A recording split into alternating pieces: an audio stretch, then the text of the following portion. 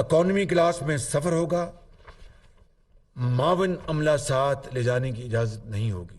सरकारी अफसरान के पास मौजूद सिक्योरिटी गाड़ियां वापस ली जाएंगी। If you look at our cashless transactions, the UPI, I think we record the largest number of cashless transactions in the world. और उसने एक बात की है कि जो इंडियन रुपी है over the period of time जो है ये ग्लोबल रिजर्व करेंसी बन सकता है।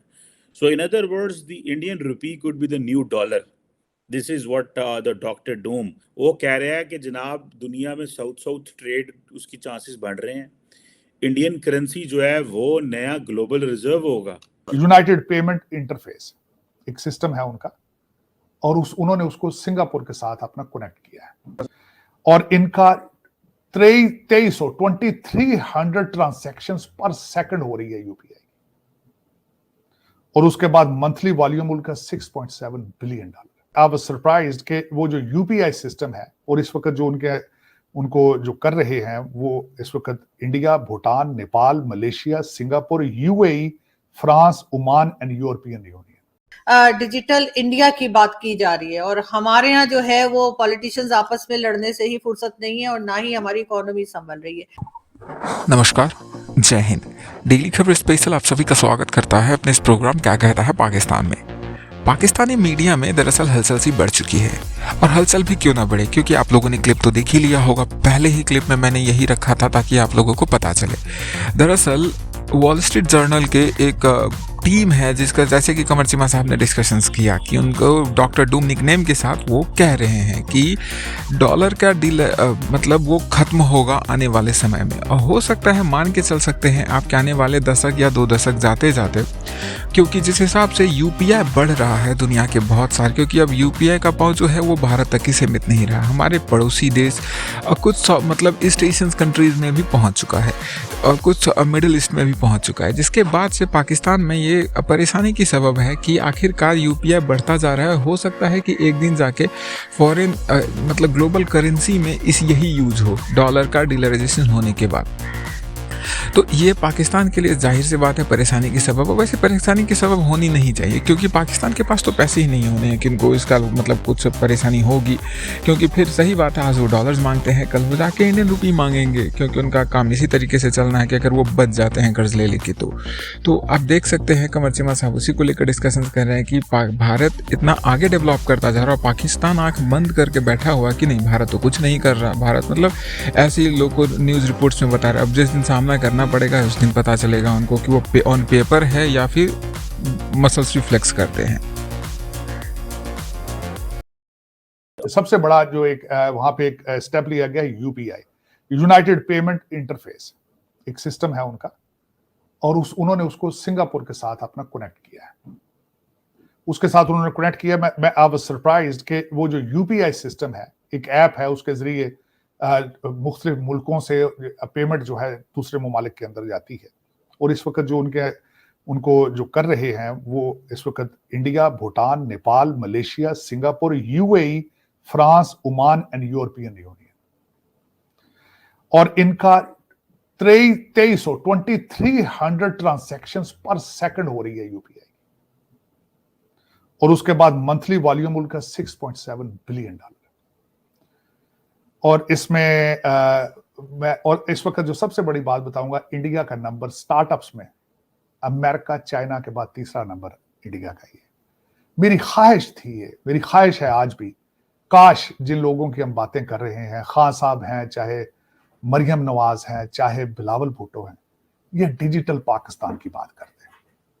काश, ये मेरी ख्वाहिश है, क्योंकि तरक्की इसी तरह पॉसिबल थी। मेरी ख्वाहिश थी कि ये इजहार करते कि पाकिस्तान के अंदर बहुत बड़े स्टार्टअप्स का आगाज होना चाहिए, यहाँ के अंदर कंप्यूटर सिटी बनाना चाहिए, यहाँ एक शहर को जिस तरह सिलिकॉन वैली कैलिफोर्निया में बन सकती है, जिस तरह का चेन्नई इंडिया में बन सकता है, हैदराबाद, लाहौर, ये यहाँ पे क्यों नहीं ये सारी चीजें हो सकती।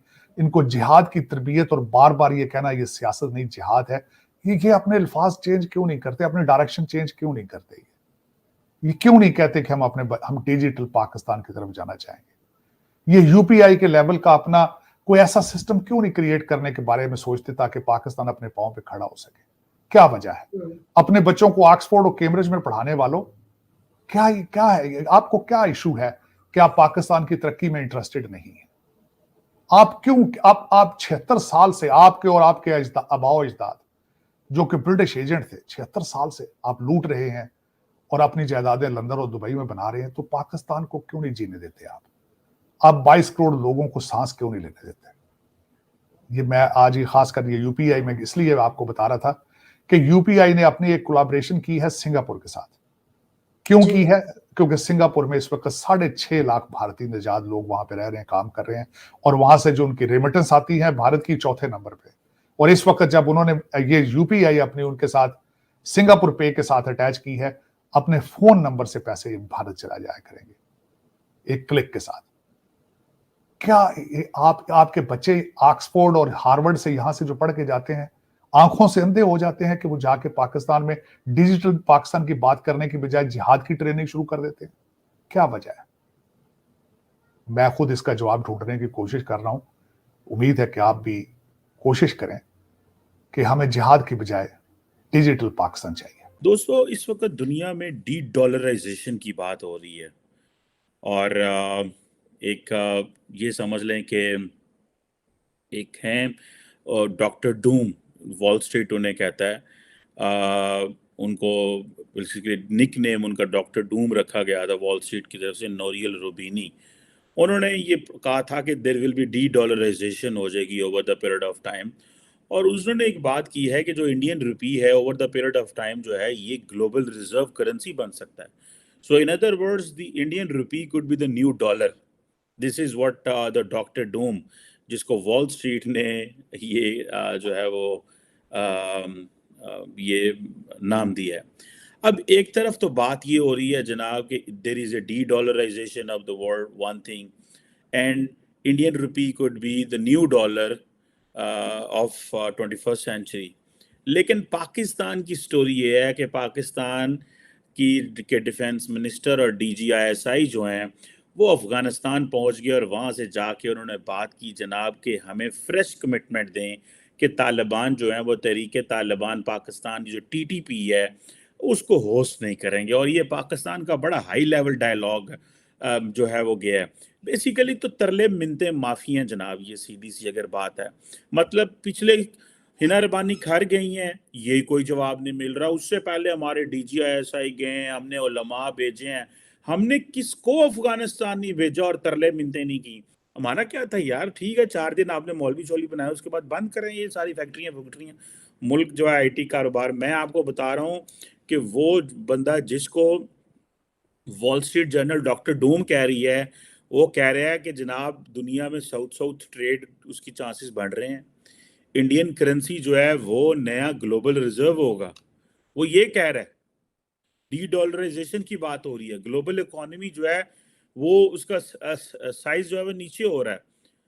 वो जो अमेरिकन जो थे वेपनाइज करते थे डॉलर को अपने नेशनल सिक्योरिटी ऑब्जेक्टिव के लिए, और अभी भी करते हैं, वो नहीं कर पाएंगे मुस्तकबिल में। दुनिया तो है गल्ला करन रही है, तुसी आज भी हो। कैसा लगा आपको वीडियो देख के? जो यूपीआई है, यूपीआई का बढ़ता कद देख के पाकिस्तान को क्या सच में परेशानी हो रही है? क्योंकि मुझे तो लगता है कि परेशानी हो रही है और उनके लिए परेशान होने की बात भी है, और हमारे लिए तो जाहिर सी बात है, बहुत खुशी की बात है। आए दिन और आगे बढ़े भारत, यूपीआई पूरी दुनिया में यूज हो, ताकि ये अमेरिका को जो हर हमेशा रहता है कि हम बैन लगा देंगे, हम ये कर देंगे, तो सही है, हमारा अपना पेमेंट सिस्टम रहेगा, हम अपने आप से करेंगे। क्योंकि जिस प्रकार से आपको भी पता होगा पेमेंट गेटवे जिसके कारण अमेरिका आए दिन बैन लगाता रहता दूसरे देशों पे, तो भारत को ये परेशानी नहीं होगी आने वाले समय में अगर यही ऐसा ही चलता रहा तो आपका क्या मानना है इसको लेकर? क्या भारत को यूपीआई आगे बढ़ाना चाहिए या नहीं करना चाहिए, सीमित कर देना चाहिए? अगर आपको कुछ लगता है और इसी प्रकार का खबर आप देखना चाहते हैं तो आप सब्सक्राइब कर सकते हैं हमारे चैनल डेली खबर स्पेशल को और जुड़े रहिए हमसे। धन्यवाद।